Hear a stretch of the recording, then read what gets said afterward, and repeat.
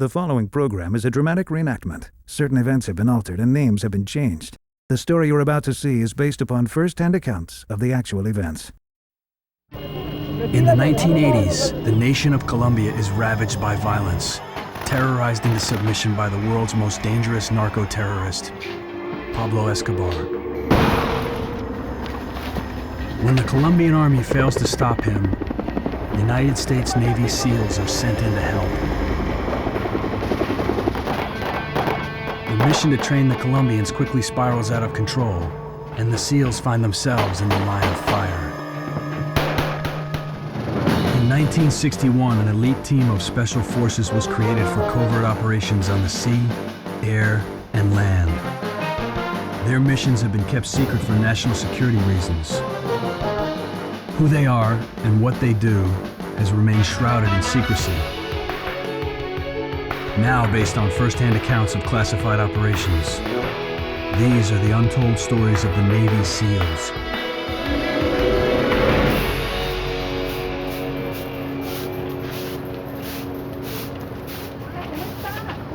Medellin, Colombia, 1992. The people of Colombia enjoyed what little peace they could find in a nation plagued by a drug war.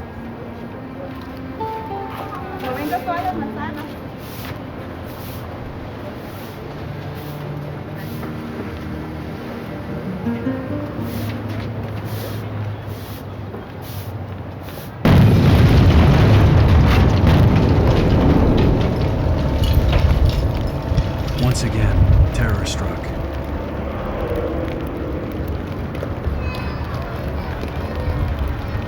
Another bombing.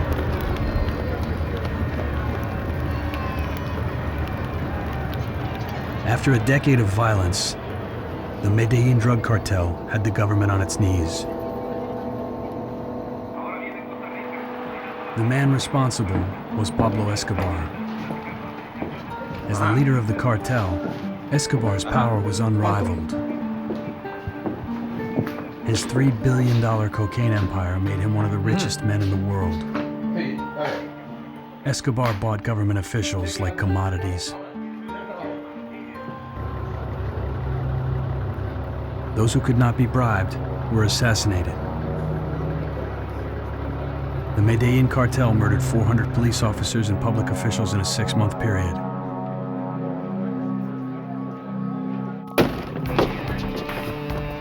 In the early 1980s, the government of Colombia cracked down on the cocaine trade.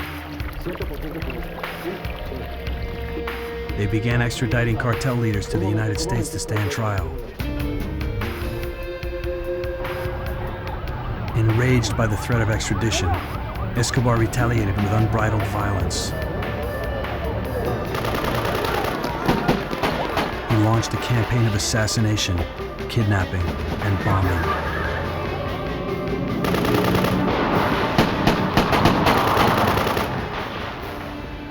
Anyone who tried to investigate Pablo Escobar was systematically gunned down.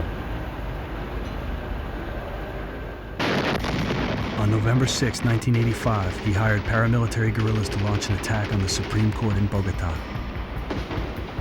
During the 3-day siege, over 90 people were killed, including 12 Supreme Court justices. All files relating to Escobar's pending extradition case were destroyed by fire.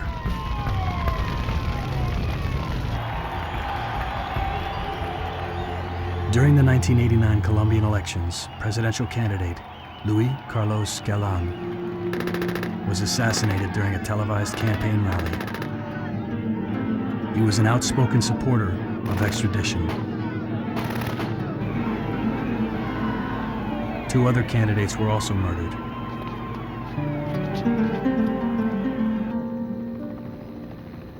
Assassins tried to kill a 4th candidate by putting a bomb on a commercial airliner. The candidate wasn't on the plane. 130 innocent people paid for Escobar's mistake with their lives. In June of 1991, the Colombian government and Escobar made a deal. Escobar agreed to end the violence and turn himself in. In exchange, the government banned extradition.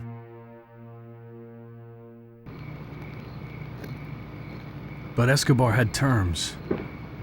The prison would be of his design. He built a compound he called La Cathedral, or the Cathedral. ¿Qué vamos a hacer esta noche, ya?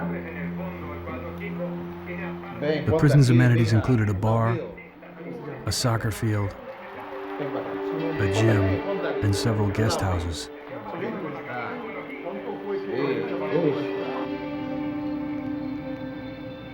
Even the guards were on Escobar's payroll.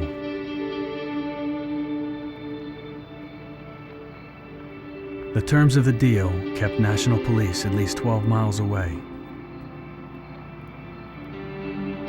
Despite his incarceration, the drug lord was as powerful as ever. Anything and anyone Escobar wanted came and went without question.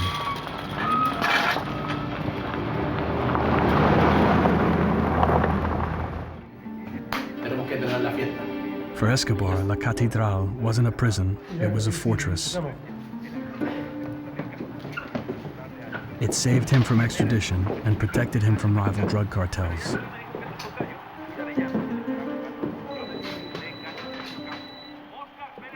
It also allowed him to conduct business as usual,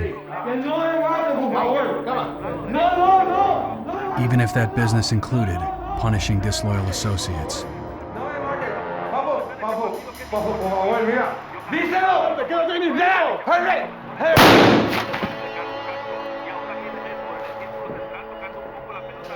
Despite his deal with the government, Escobar was still the most feared man in Colombia.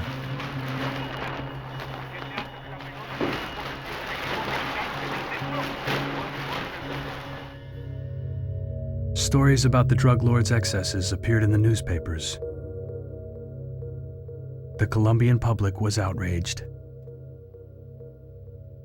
It was obvious to President Cesar Gaviria that appeasement and containment had failed.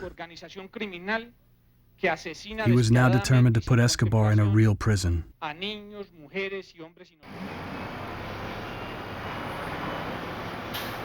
Gaviria ordered a massive raid on La Catedral to capture Escobar. An entire army battalion was sent in, 400 troops in all.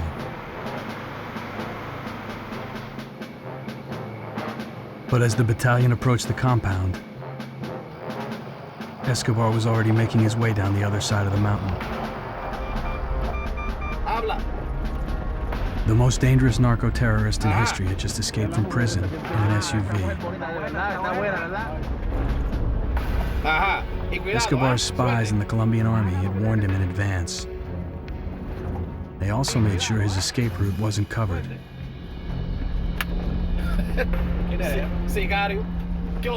Escobar was now a fugitive and free to wreak havoc on Medellin.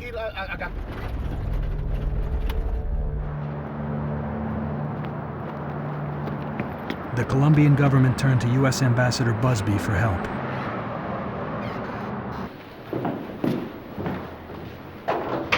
The ambassador was more than just a diplomat. He was also an expert in counterterrorism.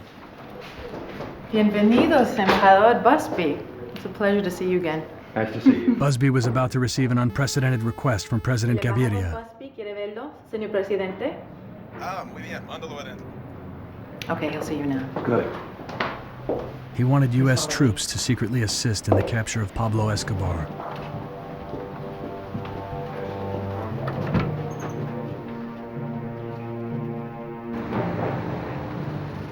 The American government had grave concerns about official military involvement in Colombia. But U.S. President George Bush approved a small covert mission as part of his administration's drug interdiction policy.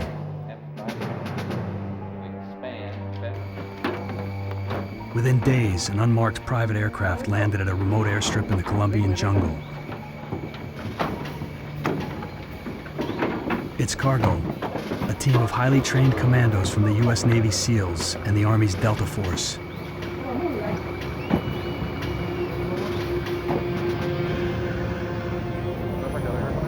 The men were taken to the United States Embassy in Bogota.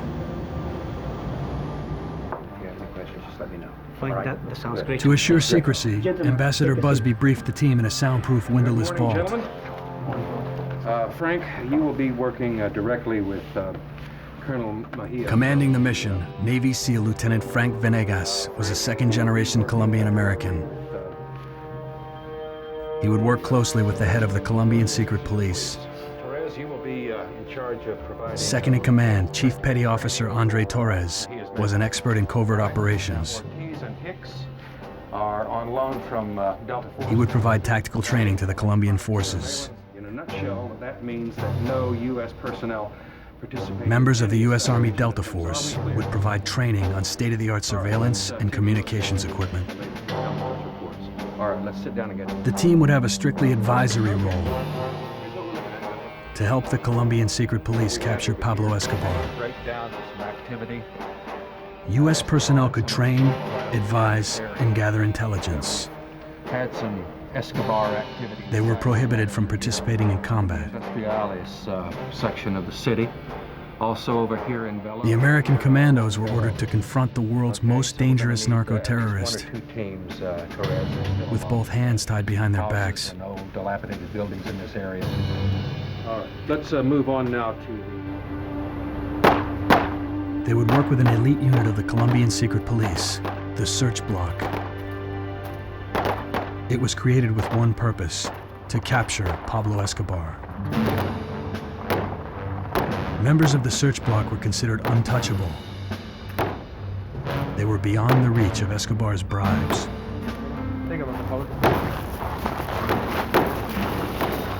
Colonel Hugo Mejia, the commander, handpicked his officers.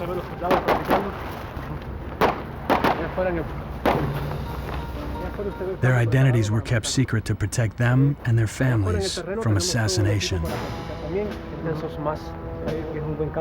Colonel Mejia was a hardened veteran of Colombia's drug war.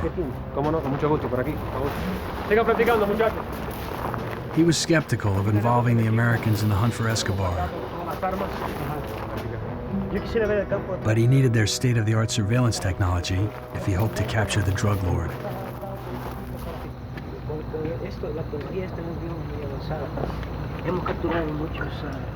The Americans presented Mejia with their secret weapon.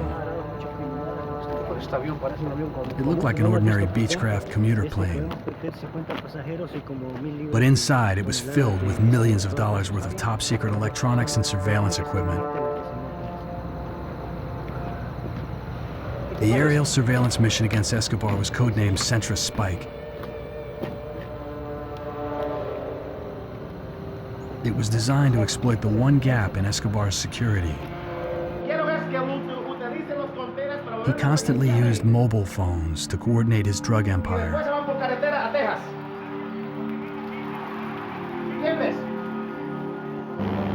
20,000 feet over Medellin, the aircraft's sophisticated electronics intercepted Escobar's encrypted conversations. A code-breaking program quickly deciphered them. The aircraft could also pinpoint the source of the phone signal to within 400 feet.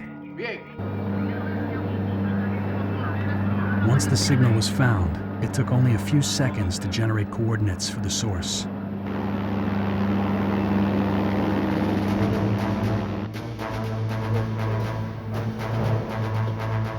Escobar's signal was pinpointed to a quiet suburb just outside Medellin. Right here. The search block scrambled for an immediate raid. I just want to be an observer. They would surround the area on the ground and take him by force. Tienen que atacar de esta forma. Aquí. One unit hit the house. Other units covered the roads in and out. Escobar was cornered. Or so they thought. The house was empty.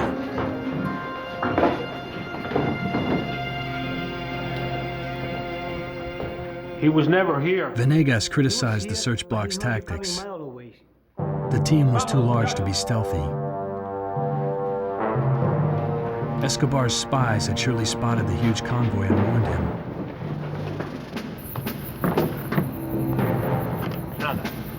Colonel Mejia defended his operation. He was never here. He was here. He believed He just Centra saw you. Spike led them to the wrong location. That is really... Él nunca estuvo aquí. Él estuvo aquí, pero te escuchó hace unas millas de atrás. El problema no son mis hombres. As the Americans and the Colombians collided, Pablo Escobar was on the move. Oye, tengo una hambre. The drug lord had established a series of hideouts throughout the Medellin area.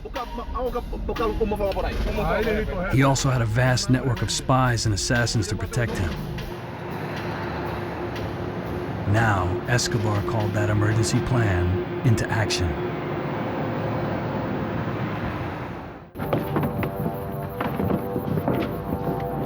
The first joint U.S.-Colombian effort to capture drug lord Pablo Escobar had failed. The problem is not my men. Navy SEAL Frank Venegas and Colombian search block Colonel Hugo Mejia faced an uneasy collaboration. Venegas questioned the Colombian colonel's commitment to the mission. No. Él nunca estuvo aquí. Lo va a tener que aprender, ¿comprendes? Este hombre asesinado. Colonel Mejia assured Venegas that bringing down Pablo Escobar was an extremely personal mission. Por este hombre. He showed Venegas photos of 65 search block officers he'd lost to Escobar's assassins. Escobar's men had repeatedly tried to kill Colonel Mejia and his family. They lived in constant fear. Venegas was convinced of the colonel's commitment. Mejia admitted he needed the SEALs' help. His men needed training. Only with mutual trust could the mission succeed.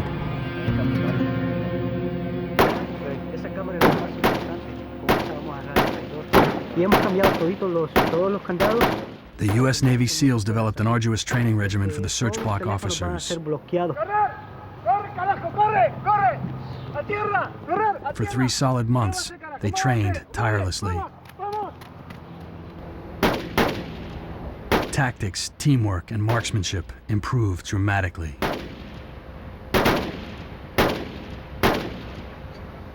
They were ready for another raid. To catch Escobar, they would need to move lighter and faster. Venegas recommended a surgical strike force inserted via helicopter. The raid would commence as soon as Centra Spike located Escobar and confirmed that he was holding his position.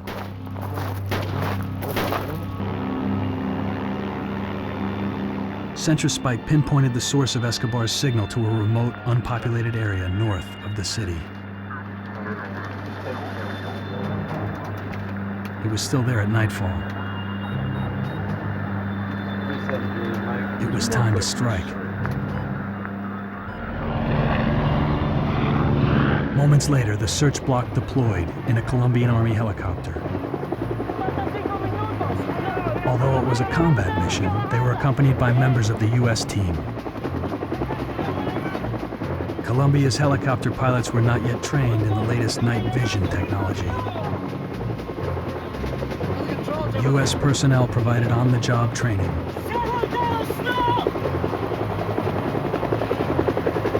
Night vision revealed the source of the signal. A small house nearly obscured by dense forest.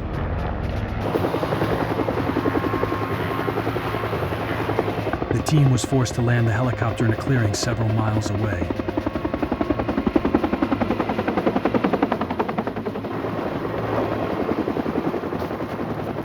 A small unit of 6 men would move in on foot.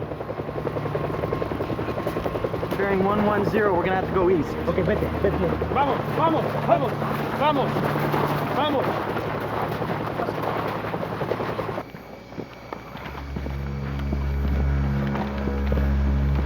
Venegas observed the search block's tactical skills as the team moved on the target. Their training had paid off.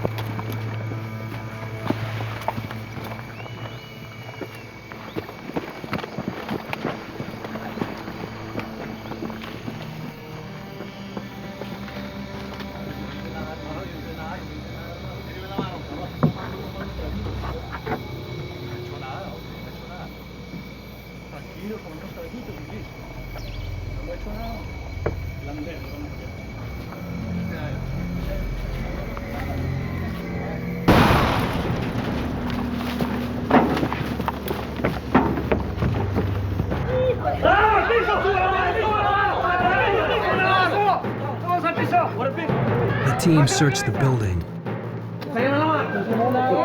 Escobar was nowhere to be found. ¿Quién más está en la casa? ¿Quién más está en la casa? But they found evidence he had been there. And recently.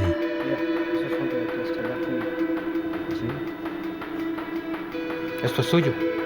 No. ¡Esto es suyo! ¿Quién es entonces? Señor, por Dios, no. ¿Conoce a Escobar?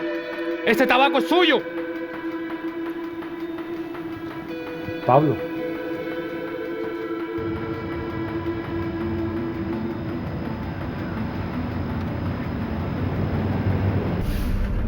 Escobar always had a planned escape route. But this time the escape was a narrow one. He'd never come so close to being captured.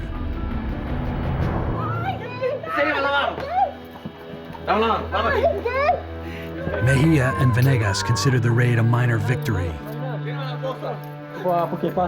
They were getting closer. ¿Dónde está Escobar? Hola, jefe. Acaba de despertar. Escobar had been on the run for 5 months and was feeling the pressure of the hunt. Desea algo.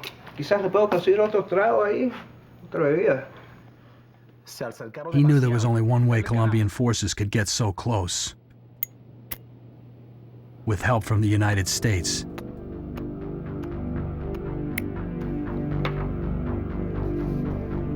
He wrote President Gaviria a letter and offered to surrender. But only on his terms. He would go back to prison, but only in La Cathedral. He demanded that the search block unit be disbanded and every officer in it fired. If these terms were not met, Escobar threatened to unleash another campaign of terror. As usual, Escobar signed the letter with his signature and a thumbprint.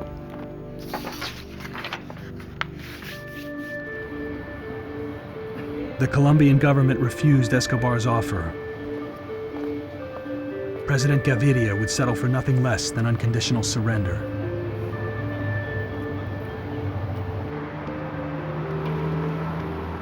In response, Escobar went deeper underground. He stopped using his mobile phones and started using messengers to conduct business. This made it impossible for Centra Spike to track him. For 3 months, Escobar disappeared. Entre más alto rango, más alta la recompensa. Finally, in the spring of 1993, Escobar resumed using his mobile phone. Although his conversations were now brief and infrequent, Centra Spike found him.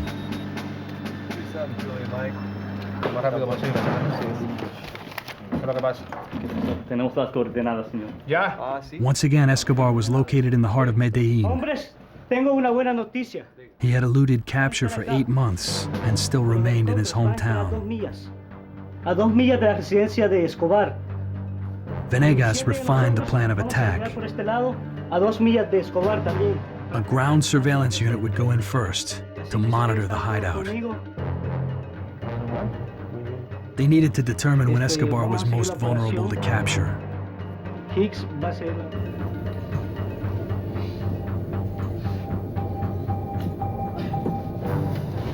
They installed high-powered remote cameras in a building a half-mile from the hideout.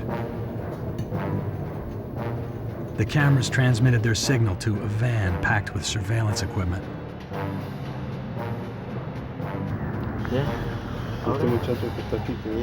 Greg Hicks, the Delta Force electronics expert, was teamed with Search Block Sergeant Gonzalez.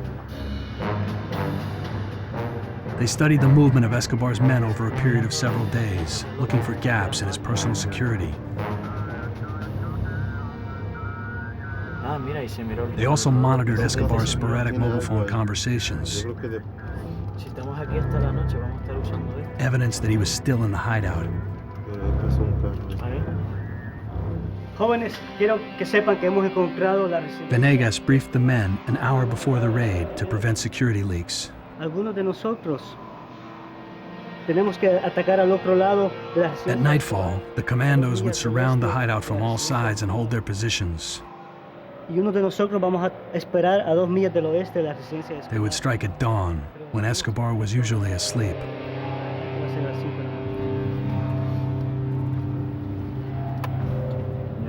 But as the mission was about to begin, Hicks eavesdropped on a call to Escobar's hideout.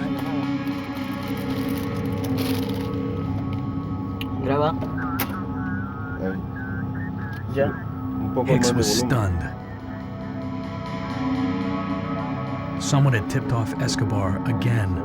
Ya.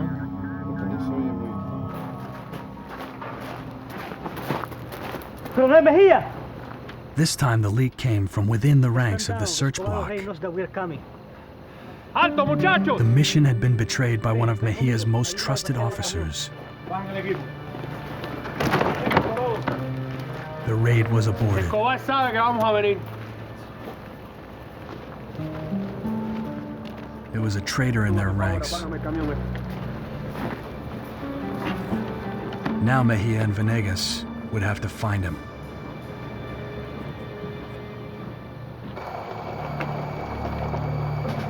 Pablo Escobar had escaped from his luxury prison. Haga lo que tiene que ser. The notorious drug lord was now a fugitive and free to resume his reign of terror. Y cuidado, ¿eh? Navy SEALs and Delta Force commandos supported Colombian efforts to find him. Aquí en la ciudad de Medellin. After weeks of planning, a raid on Escobar's hideout had been compromised. There was a traitor in the Colombian secret police.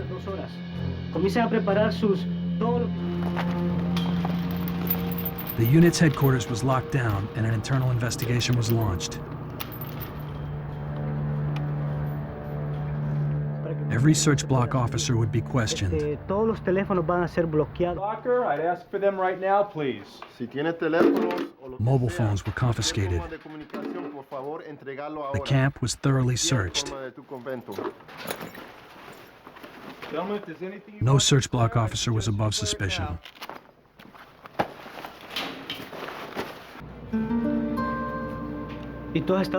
But the investigation went nowhere. None of Mejia's officers had the opportunity to call Escobar and warn him. Search block support staff would have to be questioned. Anyone even loosely connected with the search block or its officers was under scrutiny. ¿Qué estaba haciendo usted anoche, entre las 7 y las 8? Estaba trabajando ¿Dónde? en el helicóptero. Mentira. ¿Qué A estaba mechanic who haciendo worked on the usted airfield anoche, was de las 7 interrogated. hasta las 8? Trabajando con el helicóptero. Trabajando con el helicóptero. The call to Escobar's associates had been recorded.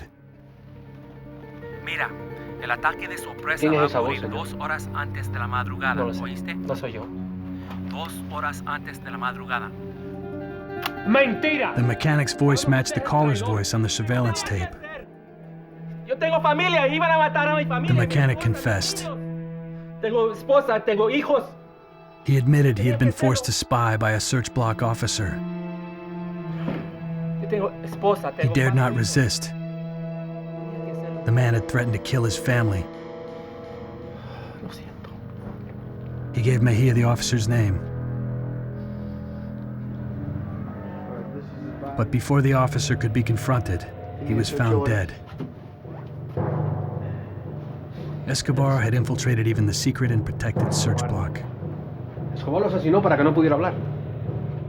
If Venegas couldn't trust his Colombian counterparts, the mission was doomed to failure.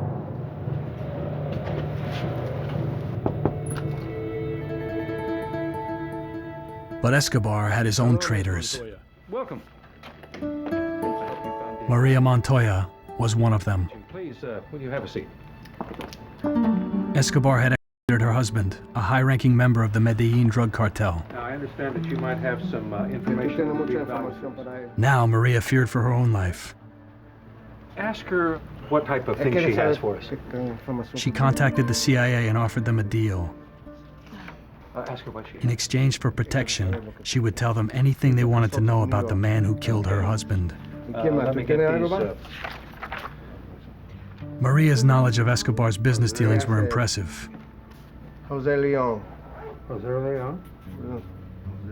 She had also compiled detailed notes on the structure of his massive organization.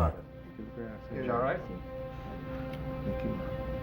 Okay. With her help, they constructed an extensive chart listing almost 1,000 Escobar associates. Pablo Escobar. His lawyers, bankers, money launderers, and assassins were named. So, Estrada and... Never before had someone from inside Escobar's organization dared to come forward. Okay. Let me post these very quickly and then we'll move on. In a matter of days, she provided more intelligence information than the Colombian government had amassed in 10 years. The search block changed their tactics. Instead of going after Escobar directly, they would dismantle his cartel. His lawyers and business associates were caught off guard. ¡Párese! ¡Párese! Póngale las esposas. ¡Salga preso! ¡En nombre de la policía! Ponga las manos ahí.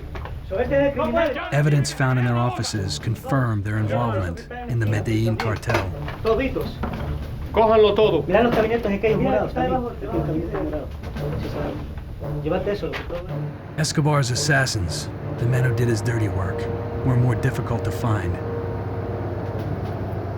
Surveillance teams combed Medellin neighborhoods following mobile phone traffic. After a week of searching, they got a break. They locked onto a signal and heard Escobar's most dangerous assassin identify himself. The assassin's nickname was Sicario. Feeling the heat, he was laying low in an apartment in Medellin. Within hours, the search block was deployed to the apartment building to make the arrest.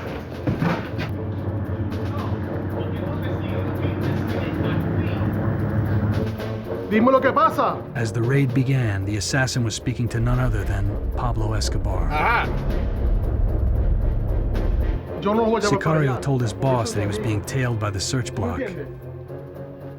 They were hoping he would lead them to Escobar. Escobar was amused. He informed Sicario that he was the target. The search block was after him. The element of surprise was lost. Position. No. Escobar just told Sicario that we're after him and he knows we're here. Tell him to abort the raid. Aborten la misión. But it was too late. The search block stormed the building. Sicario was ready and waiting.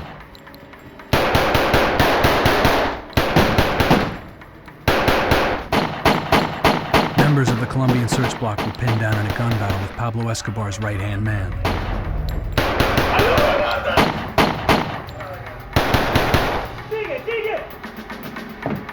The assassin was down, but the team was ambushed from below by more of Escobar's men. They were trapped and taking heavy fire. Chief Petty Officer Torres ran to the building to help.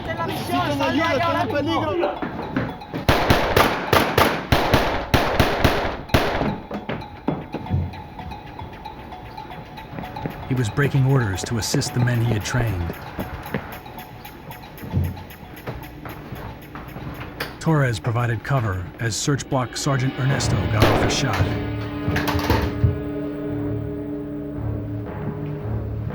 firefight was over.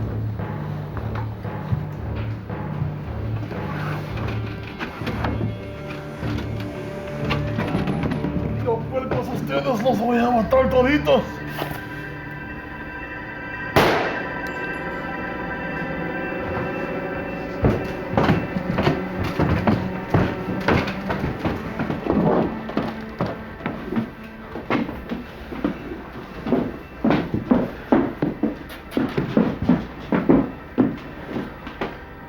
The assassin was dead. ¿Qué pasó? ¿Y cómo pasó eso? A search block officer claimed it was a lucky shot. Okay. But to Torres, it looked like an X-style wound. The search block officer stuck to his story. Este hombre. Colonel Mejia's drawer now overflowed with photos of dead Escobar associates. El único balazo que tiene también, sí. Most had X-style wounds, even though the official cause of death was always listed as killed in a gun battle with Colombian police. ¿Estás seguro que tú no estás mandando a matar gente? Navy SEAL Commander Venegas suspected that his Colombian counterparts were behaving more like a death squad than an elite fighting force. Bueno, como yo le expliqué, murieron en un ataque con la policía.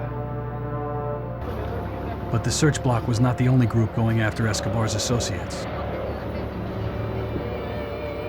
A group of outraged citizens began taking the law into their own hands, murdering as many as 5 of Escobar's associates per day.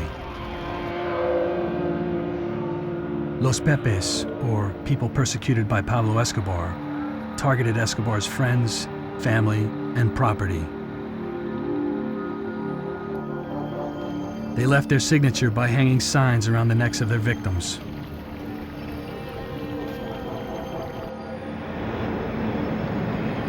Escobar's vast organization was shrinking. 5 members of Escobar's extended family had been killed.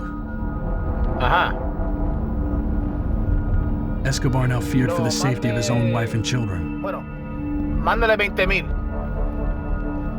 He used his connections to quickly obtain visas for his family and their bodyguards. Bien.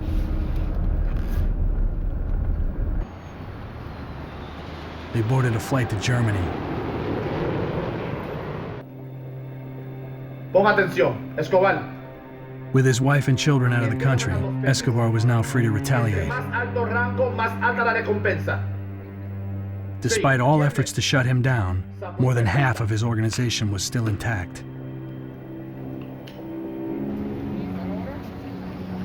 Escobar put a price on the head of each and every member of the search block.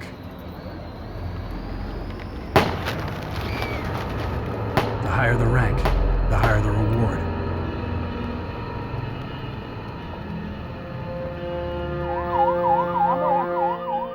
He resumed bombing government targets. The country braced itself for a new campaign of terror.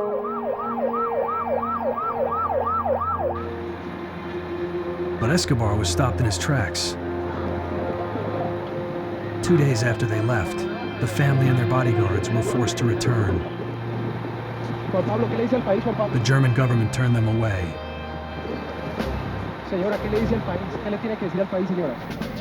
Their arrival in Colombia created a media frenzy, with the press broadcasting their every move. They were at serious risk of assassination by Los Pepes. Señor Presidente, Pablo Escobar, escuche. Dios te libre a ti. The drug lord was enraged. A mi familia. He phoned President Gaviria and demanded government protection for his family. El gobierno de Alemania. The family was moved to a hotel staffed by undercover search block officers. They would be safe from Los Pepes, but their conversations with Escobar could now be monitored. Bienvenidos a mi oficina, caballeros. Just as the net was closing in on Escobar, the mission came under the scrutiny of the U.S. government. We appreciate you seeing us on such short. There was an obvious correlation between the people killed by Los Pepes and the search block's list of suspects. The third man, Ramirez. me about these officers. If the search block was indeed working with Los Pepes to murder suspects, Pablo. U.S. forces could be implicated in the unlawful assassination of foreign nationals. The bottom. Match this organizational chart. No. Colonel Mejia denied any connection between his unit and the vigilantes. They're doing. He suggested Los Pepes had gathered their own intelligence. Let me tell you what I think. The pattern is just a coincidence. Their suspects simply coincided with his own. Frank, your team is in violation. The Pentagon and the U.S. State Department advised Ambassador Busby of their concern. Okay. They feared the SEALs would be caught in the middle of an international incident. You are going to be replaced by conventional forces. They were pulling the plug on the mission. You will be leaving country within 30 days, back to your posts in the United States. Venegas' team would be ordered out of Colombia just when they had Escobar on his knees. All, gentlemen.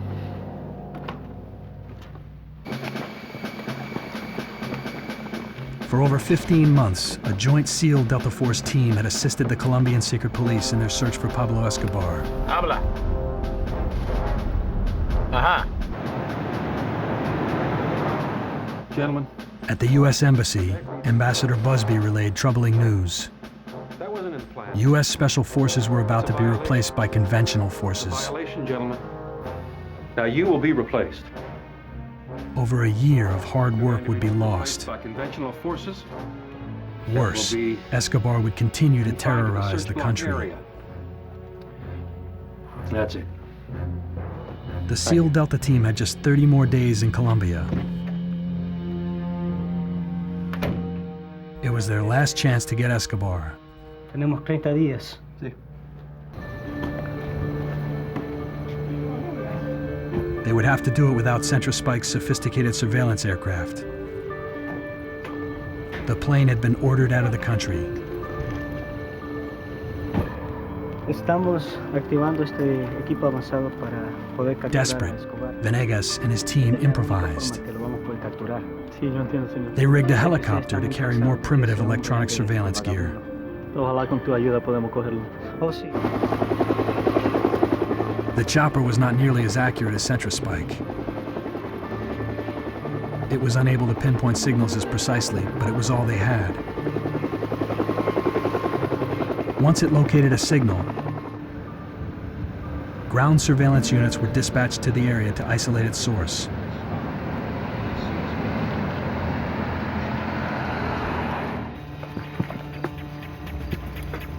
But Escobar had another trick up his sleeve.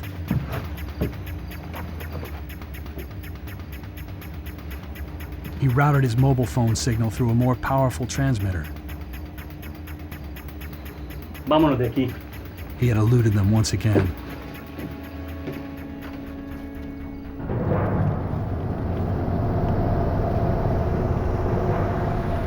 Over a year on the run had taken its toll on Escobar. Esto se va a terminar esta noche.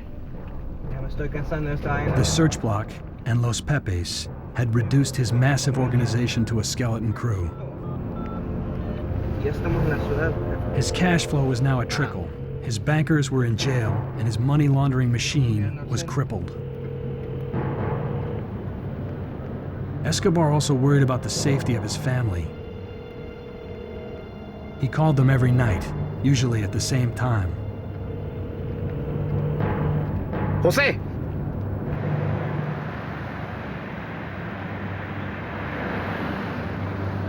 During one call, Sergeant Hicks got what he thought was a sure fix on Escobar's location.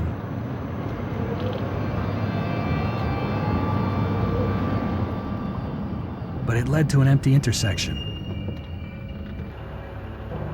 Again, Escobar slipped through the net. With the search block on his heels, he was in constant motion.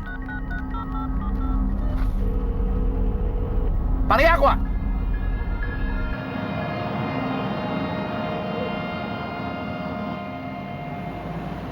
A few days later, the fugitive drug lord learned that the American surveillance plane had left Colombia. He let his guard down and resumed making calls from fixed locations.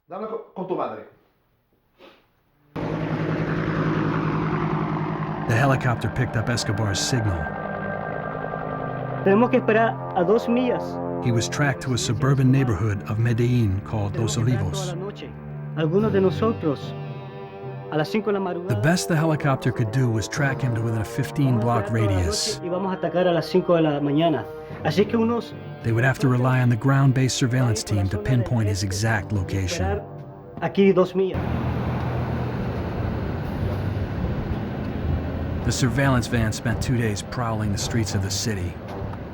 Head east.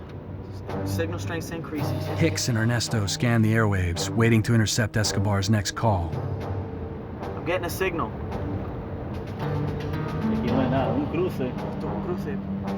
Okay, signal. On December 2nd, 1993, they finally picked up his signal.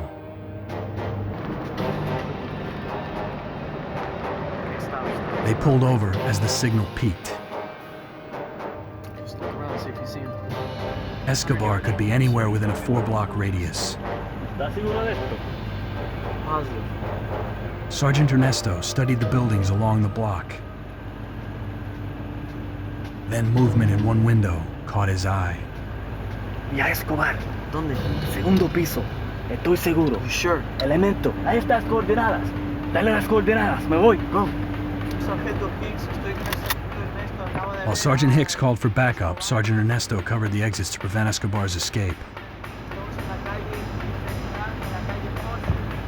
Sargento Ernesto acaba de ver a Escobar en el segundo piso en la calle. Backup arrived in minutes. Mejia and his men quickly surrounded the building, trapping Escobar and his bodyguard inside.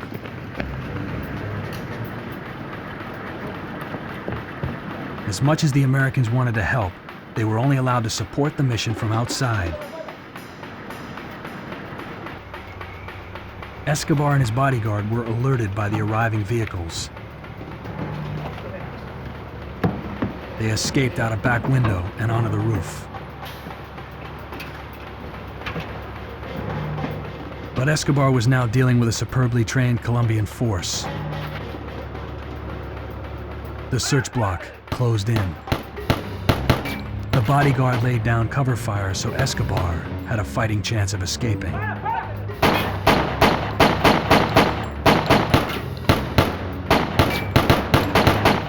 The bodyguard took a fatal shot.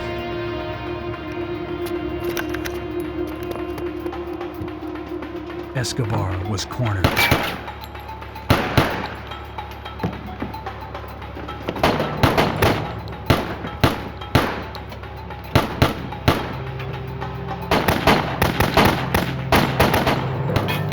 Escobar was hit in the leg and the back, but he was still alive.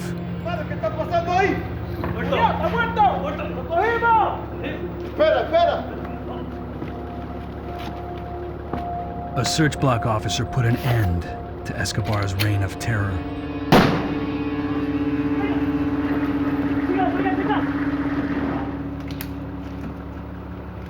The official medical report said Escobar died from a point-blank gunshot wound to the head.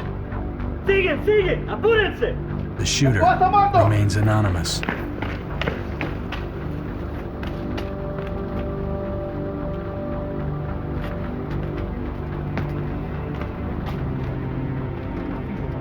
For the Navy SEALs and Delta Force, the mission was over. But the end of Escobar did not signal the end of the drug war. Today, rebel guerrillas partnered with new cartels have filled the vacuum left by Escobar's death. U.S. forces continue what the covert teams began. They provide training and intelligence support to Colombian troops in their ongoing effort to staunch the flow of drugs.